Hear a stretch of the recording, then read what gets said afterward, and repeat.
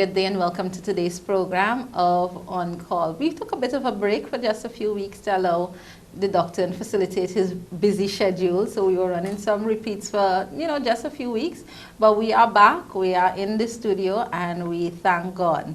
So on today's program, let me officially welcome our resident doctor, if you want to call him that, Dr. Maxwell. Welcome. Thank you. All right, and as usual, it's a pleasure having you on set in studio with us. Okay, good. All right. Well, chatting with Dr. Max, we're going to do a series type program. So we want to look at over the course of the next couple of weeks are issues that affect feminine hygiene or, broad basis feminine hygiene. All right, so I know he has a lot and a wealth of information in store. I've been, going through some of the things to come. But for today's program in particular, we want to start with yeast infections. Right, I know that's a big one. Yeast infections, and I know, there are lots of misconceptions surrounding yeast infection, and in some circles it's even considered a little taboo. And we were having a little pre-discussion prior to the show on that, some of the things that people don't usually talk about because they think it's so bad and you really shouldn't. But we're here to expose all of those myths today concerning yeast infection. All right? Yep. So Dr. Max, we're going to start off. Tell me, what exactly is yeast infection? When people say yeast infection, what are they talking about? Well, yeast infection with specific reference to the female genitals is what we're talking about. Is an infection of the vaginal area by microorganisms that are known as yeast. Some people call them fungus. Okay.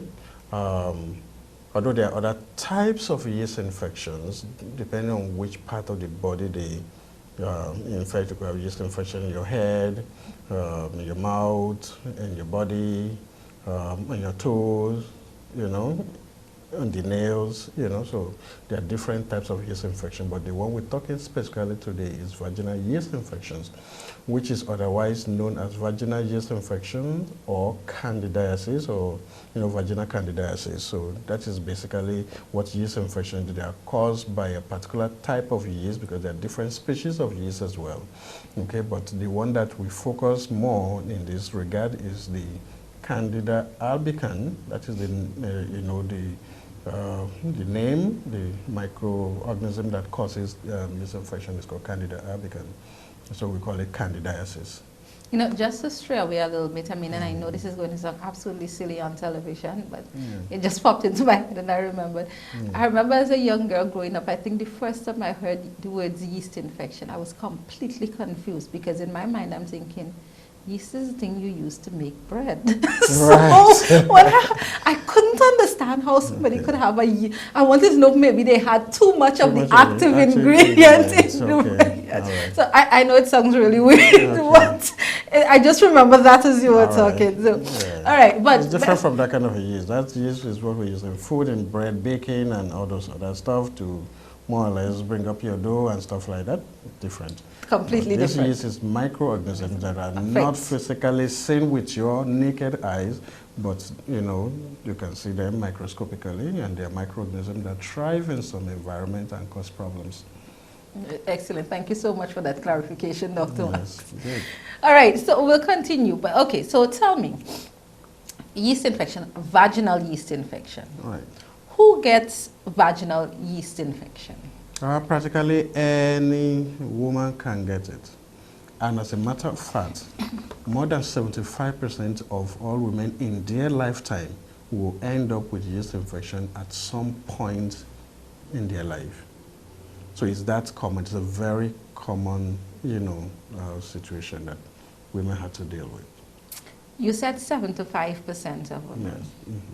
What makes 75% of women more susceptible to vaginal yeast infection than the 25%? Depending on your, hygiene, depending on your immune system, depending on your state of health, your stress level sometimes, different factors will affect that at different times. Even pregnancy could change certain situations. Your diet could change certain dynamics in your body that could put you at risk of vaginal yeast infections. All right, so let's talk about the 75%. I know you just skimmed around the surface. You know, you're trying to be very nice to me and not kind of, right. I appreciate that. But all right, so let's talk about, for the 75% of women that are affected, what are the causes of yeast infection? Okay, now. Vaginal yeast infection. Vaginal yeast infection. Yes. Now, in the female vagina, there are certain bacteria called the lactobacillus. They function in there to, you know, have the environment in a particular medium, okay, either in alkaline or, you know, acidic medium and stuff like that. So they regulate the fluid and the microorganism presence in there. So they are able to, you know, also regulate the number of this other kind of microorganisms within the vaginal, you know, lining. And if there's anything that alter the levels of this active bacteria, that could put, you know, the individual at risk of the yeast infection or the yeast that is causing the problem to rise above the normal level that your body can deal with, and then you end up with a, you know, frank infection. Okay, those situations could include the use of antibiotics. Okay, so that's the risk factors. Sometimes when you use antibiotics, then the antibiotics may kill off some of the good bacteria in the vagina and cause the other microorganisms like the yeast, you know, to grow more. You could also have pregnancy. Pregnancy also will alter the pH of the vaginal area, and that could cause that kind of problem. Uncontrolled diabetes, especially when you have high blood sugar, and the sugar is very high, the sugar tends to dampen your immune system and your ability to fight and clear of these microorganisms that are otherwise harmless, and then you could have, you know, increased growth. Weak immune system that may happen from other diseases like HIV or other, you know, systemic illnesses. Douching, or douching, as some people would say, when or douching or whatever. Okay, when you do that, you try to clear all the content and the microorganism, the good and the bad and everything. You clean them out, and that changes the dynamic of the environment, and that could increase your yeast infection growth rate. Poor eating habits. Okay, like I said before, eating a lot of sugary foods could put you at risk. Hormonal imbalance, which may happen either at menopause or during your period, that could also give you, you know, increased yeast growth. Stress, as we say, because we know stress also will dampen your immune system at some point in time. Lack of sleep, okay. Sometimes even the kind of material that you use for your underwear, okay, that encourages a lot of sweating and stuff like that, and because the yeast grow in very moist environments. So when there is a lot of moisture and stuff like that, that could increase the growth. So people who use a lot of polyesters and nylon and stuff like that, that could be a risk. And even the material that you use for pads and stuff like that during your period, okay, some people could have issues with that in terms of, you know, altering what is going on inside. And also use of certain types of contraceptives, even condoms. I was going to ask about that. Right, so some people are sensitive to those things, and I've seen repeated cases of people use condom and then they develop yeast infection. So there's so many things that could affect the dynamics of the vaginal environment, which would lead to fungal growth. Wow, that's a lot to remember and to take note of. Yes. Right, so all right, so therefore what would be the signs, or what should somebody look out for as signs and maybe symptoms of a vaginal? Because I'm telling you, Doc, I mean, sometimes I didn't know that, I mean, that's education for me, that the lack of sleep or, you know, maybe even stress can affect your body like that. Okay. So what are some of the signs and symptoms that people should be aware of or look out for so that they know that, you know, this could be a sign of a vaginal yeast infection? Okay, most of the symptoms that you get, okay, the commonest ones will be a lot of itching in the vagina area, okay? So you just a constant itching. You could have irritation of the vaginal area, the opening of the vagina could have a rash, you know, that is also very itchy and stuff like that.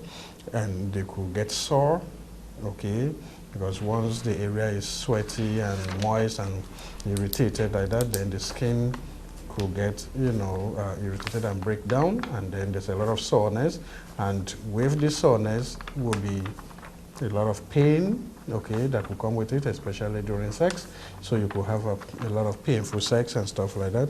And also, when the areas are blistered, what will happen then is that when you pass urine, you could have a lot of burning. When urine touches the sore area, you have a lot of burning. And when you have sex, you could have a lot of burning as well. And some people, because the skin is weakened at that time, you could have traumatic sex, and when you have sex, you know, the vaginal area could bleed and stuff like that. But most importantly, you could also have what they call the typical yeast infection discharge, which is a cheese-like kind of whitish curds of cheese. You know, like when a little baby is feeding and they just regurgitate and vomit this curdy-like white, that is how some of the, you know, the discharges look like. They look cheesy, and you could actually scoop them with your hand sometimes, you know, and they look like cheese that are matted, you know, and stuff like that. So those are the kind of symptoms that you get. All right, let me digress a little bit and come forward. I know prior to this question we were speaking about some of the causes of yeast, vaginal yeast infection. I know you spoke of contraceptives and, you know, anything that can change the pH balance. But I don't think I heard you mention sex. Can sexual intercourse, can that be a factor as well for causing vaginal yeast infection? Generally, yeast infection are not considered to be sexually transmitted because people who don't have sex, even children who don't have sex, I mean, who shouldn't or don't have sex, could end up with yeast infection depending on what kind of, you know, environment exists around it. So it's typically not considered sexually transmitted infection. However, it could be transmitted via sexual activity. So if it is that, okay, a woman has it and, you know, a man has sex with such person, you could pick up those microorganisms and also have it. Right. Yeah. All right. Okay, so we just spoke about, you know, the signs and symptoms. Let's go to treatment. Okay. All right. All right, before treatment. So if somebody, right, let's say an individual diagnosis or they see something that looks like a symptom, a sign of vaginal yeast infection. Yeah. How, when they go to the medical practitioner, the doctor, so how is it diagnosed that yes, this is definitely vaginal yeast infection? Yeah, usually the diagnosis will be that, okay, you have a conversation with your doctor and the doctor asks you a lot of questions and try to take a history from you and of what exactly the symptoms is about. Okay, so you get a thorough history taken and then you may need to be examined, and what the doctor will look out for will be, you know, the area surrounding the vagina, the vaginal opening, to see, okay, what kind of, you know, the irritation, the blisters, or whatever it is that is present. Or most especially too, when you do an examination, then you can actually see the discharge on the vaginal opening, or with a gloved finger, you can actually scoop out some of the discharge, you know, that you see. They look very cheesy, like I said before, and you can actually, you know, see it in your fingers. You know. Does it have to be? I mean, that okay. So that's is that the only way it's done? Is it also done via, could it also be done as in maybe you go to a lab or you know, you get some... Right, if you're having a discharge and the discharge is plenty enough that you yourself as a patient can notice them, because sometimes you have to discharge on the pads and stuff like that, fine, you can get examination done by the doctor, or you can do a lab, you know, when the lab test will possibility to identify from the discharge, okay, there's fungus in it, or there's yeast in it, what type of yeast are present, and those kind of stuff. All right. Yeah. Okay, so how does one treat a yeast infection? Should it be something, okay, if for instance, I figure maybe I'm seeing some sign and symptom of a yeast infection, all right? Is it wrong for me to go to a pharmacist and say, you know what, I think I may have a yeast infection. Can you give me something over the counter? Or is there a prescribed way of treating a vaginal yeast infection? Well, ideally, what you're supposed to do is to have a proper diagnosis first. So you go to the doctor examines you and come with a diagnosis. Okay, you've got yeast infection.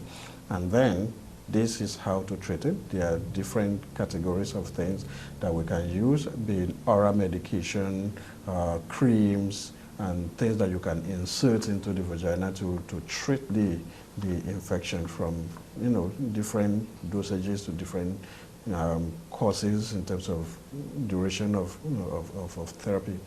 Now, if you have recurrent infections, then sometimes people might just go to the pharmacy and say, look, I have this before and whatever. I think some of the medications you can get over the counter and you use them, okay.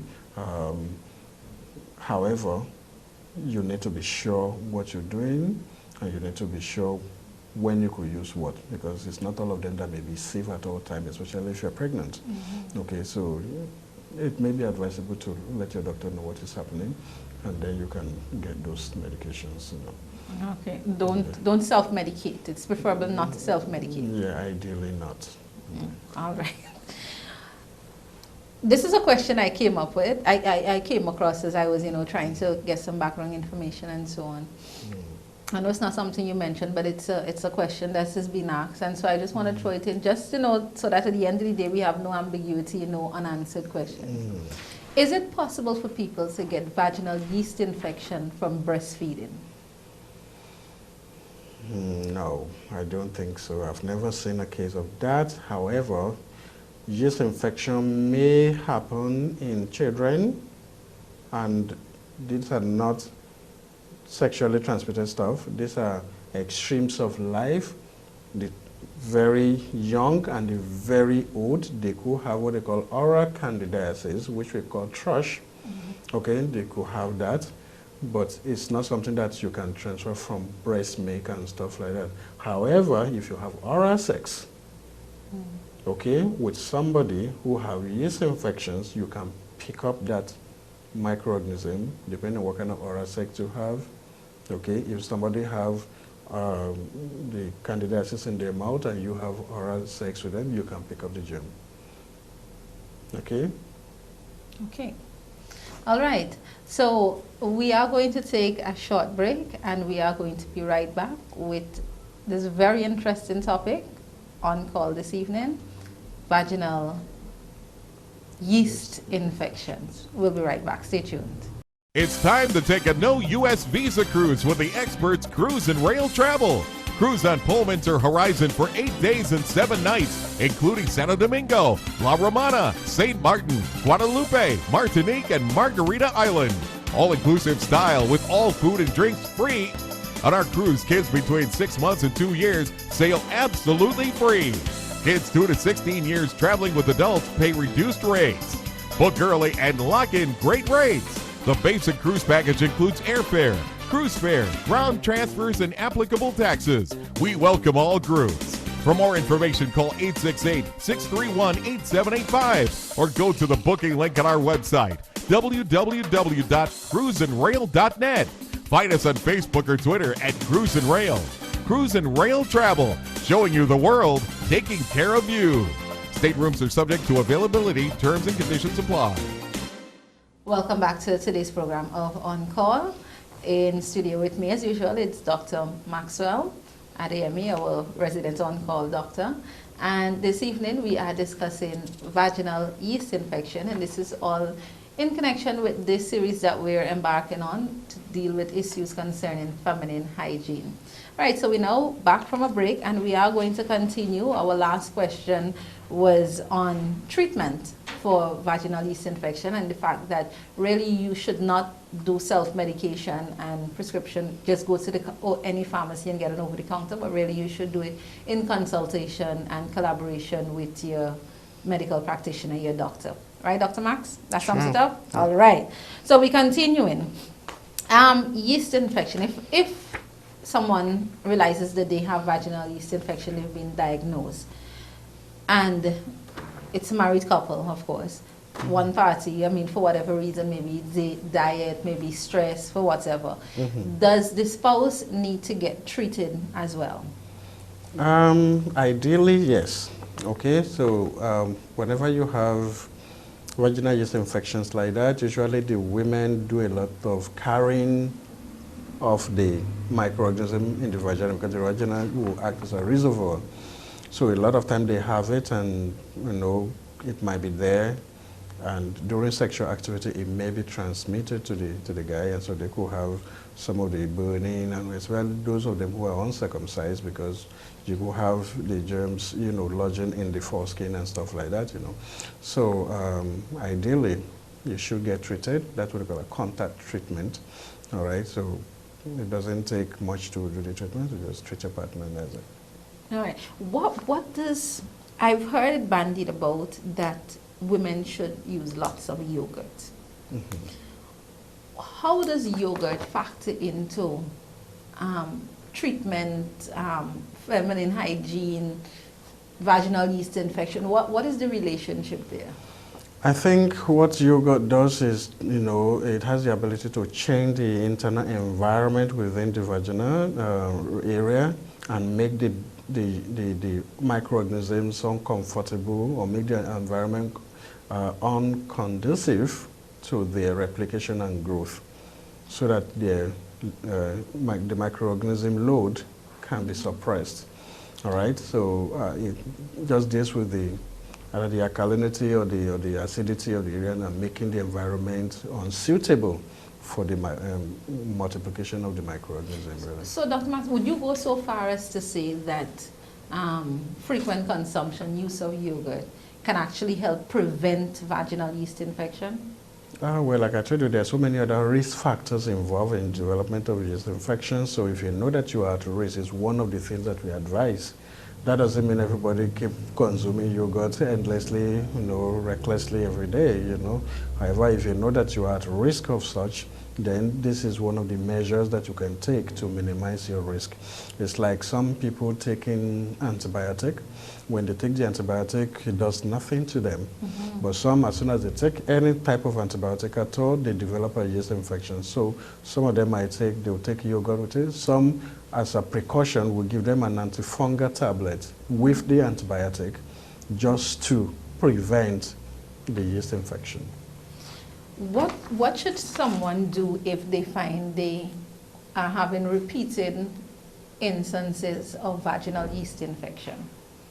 Okay, if you're having a repeated case of infection, it becomes a chronic problem or whatever, you may need to go to the doctor to thoroughly examine and investigate why that is so. Okay, because they could be complicated. Okay, becomes really severe sometimes and make sex really very bad. That is one of the problems that diabetic women have. Okay, in the diabetic women, they have a lot of yeast infection, a lot of vulvovaginitis and yeast infections that make sex very messy and very painful and very uncomfortable. And that is why a lot of them possibly would turn away from, sexual activity. Now, if you have those kind of things, you might need to be investigated. So they need to know if you're diabetic or if you have other medical conditions that are predisposing you to so, or maybe it's your hygiene that is putting you at risk, and you may need to make a few adjustments. All right. Now, I know you touched on this just a little earlier, but just to the point of emphasis and to, just really expand on it properly. we were speaking about treatment, Right. and we were speaking about, the different types of treatment available. But you said for pregnant women, for people who would have had vaginal yeast infection as a result of pregnancy, they would not necessarily be on the same type of antifungal. So what would be the... There are different types of treatment. You have the creams, you've got the tablet that you can take orally, and you've got what they call the suppositories, or things that you can insert into the vagina, okay? So some of them might be just for a one-off treatment, like some of the tablets. It's just a one-off treatment. If it's that severe, you may repeat it a week or two after, okay? Then you have the cream that you can apply, topically or nasally. Some of the cream you can actually push into the vagina as well, okay? Or you could have the suppository or the tablet that you can actually insert. And that may take for 3 days, sometimes 7 days, and sometimes 10 days, okay, depending on what type of brand and, how severe that the doctor assesses your situation. However, for the pregnant person, there are a couple of those medications that are safe and can be used, but it's not all of them that you can use in pregnancy. So the doctor will have to know, okay, you're pregnant, they have to look for the safe ones and put you on those ones for the time that you'll be treated while you're pregnant. Which is an excellent reason why you should not self-medicate. Yeah. All right, excellent. Dr. Marks, that brings me to the end of my questions on vaginal yeast infection. Is there anything that we have not touched on, anything at all that you figure at this point we can't leave the program today without discussing? Have I been... Yeah, most people, I've seen couples who are very infuriated because they realize, okay, well, my partner has a yeast infection, and they're blaming the partner to, okay, maybe he's done this, he's done that, or whatever, and they think it's sexually transmitted, and there's a lot of emotional, whatever there, I'm blaming them. And then when I now found out that the lady was diabetic, and it was the diabetes that put her at risk of the yeast infection, so it wasn't that she was, cheating on the husband or whatever. So there are situations that, may happen like that, and instead of judging and overreacting or whatever, then you can always talk it out and get professional opinion about it so that you can understand the situation much better. All right, and I think that is, that was a particular case that caused some rare problem between the two parties because the person thought, okay, this was happening and whatever. It's sexually, it was sexually, a sexual infection. Right, and it was just a medical situation that the woman had that put her at risk. The other thing is that a lot of people think that yeast infection is such a bad thing, whatever. It's not the best thing to have, but it's not an untreatable thing. It's something that could happen very harmlessly to you, and it's something that is treatable, and it's something that you can also take precautions to prevent. Excellent. Yes.